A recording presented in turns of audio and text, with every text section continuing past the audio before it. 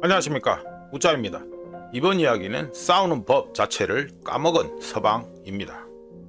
참고로 이번 이야기의 경우 선택과 결과 이야기에서 이어진다는 점 미리 알려드립니다.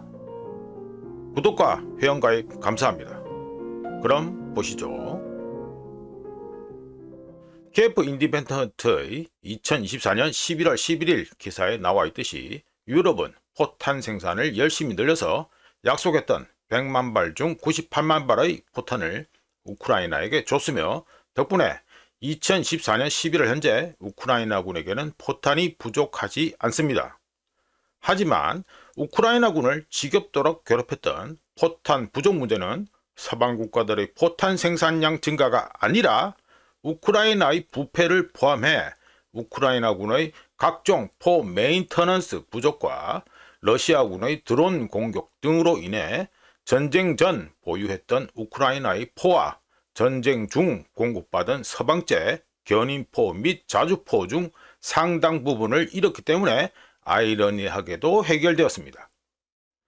따라서 2024년 11월 현재 우크라이나군 포탄 부족 얘기는 별로 들리지 않고 있으며 실제로 우크라이나 군에게는 포탄을 쏠 포 자체가 별로 없기 때문에 포탄 부족 얘기를 떠들 필요도 없어졌습니다.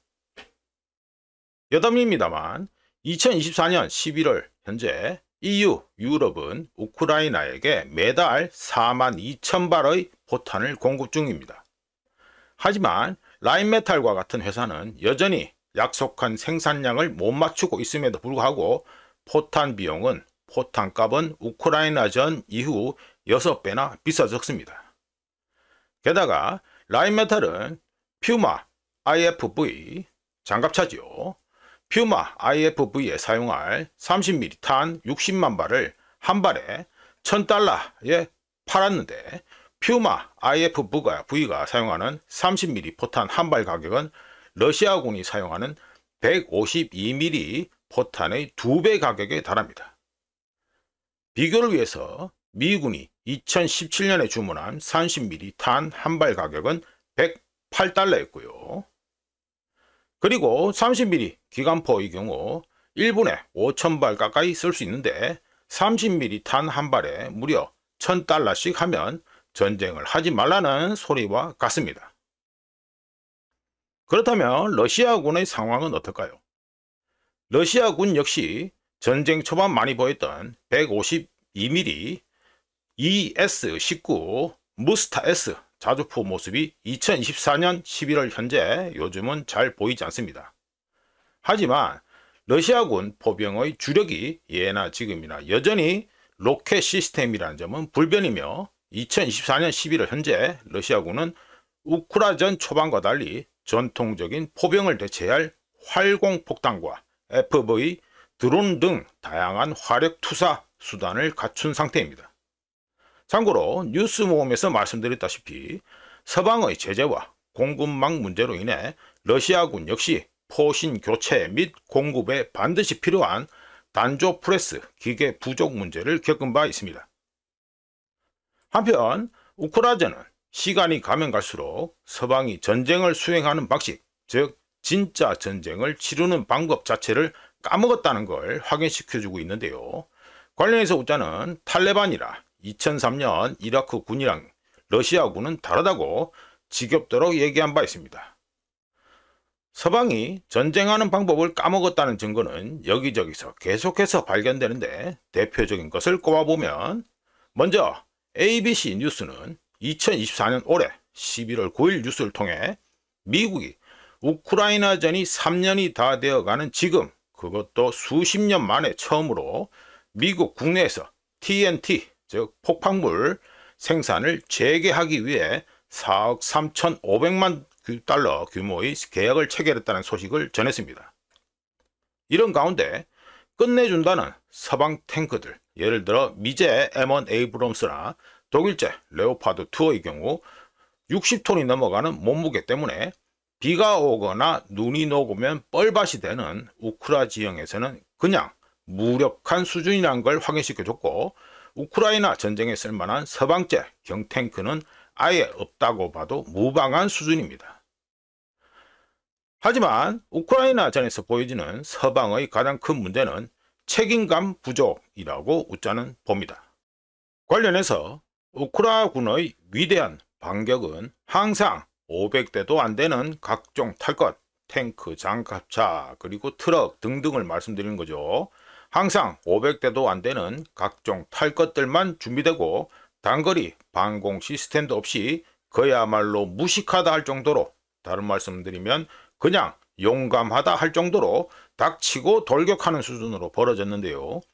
덕분에 우크라이나군은 반격할 때마다 우크라이나가 가진 가장 소중한 자원, 즉 병력을 수천 명씩 허비하는 중대한 실수를 중단 없이 계속해서 저지르고 있습니다.